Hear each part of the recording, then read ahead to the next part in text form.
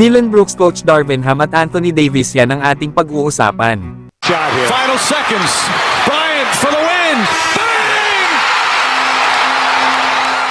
Coach Darvin Ham nagbigay ng komento sa pagkaka-eject sa laro kanina ni Jared Vanderbilt. Sinabi nga nito na delikado daw ang ginawa ni Dillon Brooks kay Vanderbilt. Lalo at nasa ere na nga daw ito tapos itutulak, kaya maaari talagang magkamo daw ng injury ang isang player dahil sa ginawa ni Dillon Brooks. Na kahit nga daw doon sa ginawa ni Brooks kay LeBron na kung saan ay nahampas nito ang mukha ni LBJ, ay dapat ay wala na daw si Dillon Brooks sa laro at na-eject na din ito.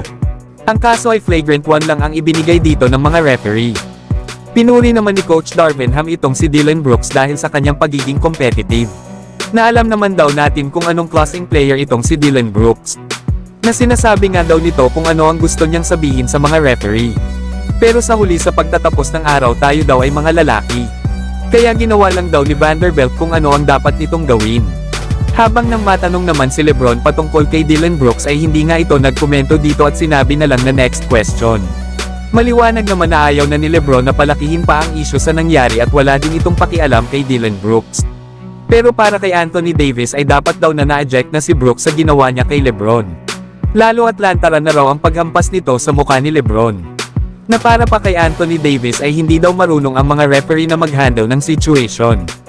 Na unfair nga daw ang ginawa nilang pag-o-officiate kanina kaya naiinis si Davis sa mga referee. Nasa kabila nga ng mga nangyari mga idol sa pagitan ng Lakers at Rockets, ay nakuha pa rin ng Houston Rockets ang isang impressive na panalo sa score na 119-135. Sa ngayon ay wala ng pagkakataon magharap ang dalawang kupunan. Lalo at 4 na beses na silang naghaharap sa regular season. Pwera na lang kung parehas silang makakapasok ng playoffs ay baka doon ay muling magharap ang Lakers at Rockets. Napanigurado na matinding laban ito lalo na dito kay Dillon Brooks at sa mga players ng Lakers. Pero kayo mga idol, ano ang masasabi nyo dito? So hanggang dito na lang tayo mga idol.